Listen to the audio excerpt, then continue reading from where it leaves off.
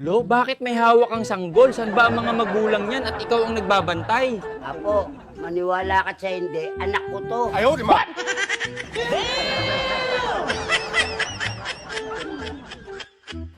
Ang tindi mo talaga, Lo. Sa edad nyo ni Lola, nakabuo pa kayo ni Lola. Yan nga ang problema ko, Apo. Hindi ang lola mo ang ina ng batang ito. Ayaw, di ba? Hindi ko namin sinasadya yun eh. Nakakagulat ka naman, Lo. Hindi ako makapaniwala sa mga naririnig ko. Apo, pinagsamantalahan kasi ako.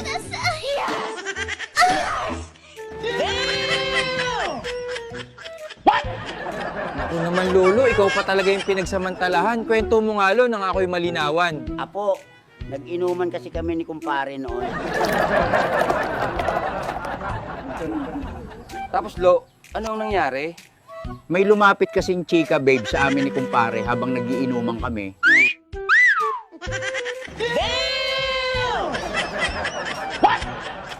Maganda naman ba yung chicks, Lolo? Maganda, Apo. Tinitigan ko nga habang lumalapit sa amin. Abay, ang lagkit kong makatingin.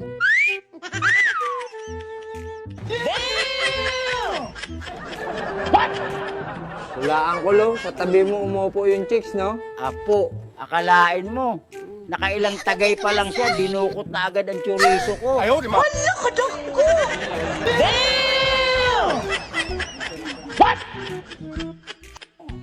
Siguro naman, Lo, nag-enjoy ka sa ginawa niya. Gustong gusto ko nga pigilan, Apo. Kaso nanghihina ako. Ayaw, di ba?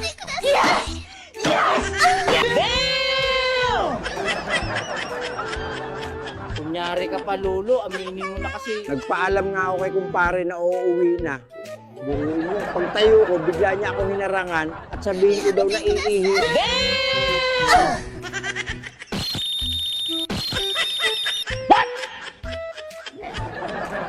Ang ganun pala, Lo. Sinamahan ka talaga sa pag-ihi mo.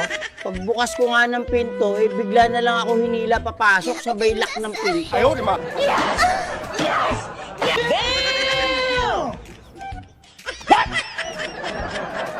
Dapat, Lo, sumigaw ka man lang ng tulong sa kumpare mo. Wala na talaga akong nagawa, Apo eh. Gigil na gigil siya. Tapos pinagbantaan pa ako.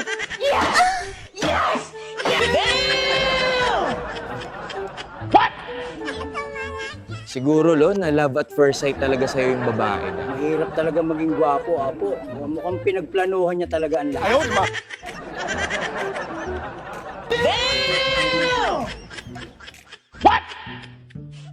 Eh, alam na ba ni Lola yan, Lolo? Siyempre naman, Apo, hindi. Pag nalaman ng lola mo to, sigurado hihiwalay ang ulo ko sa katawan.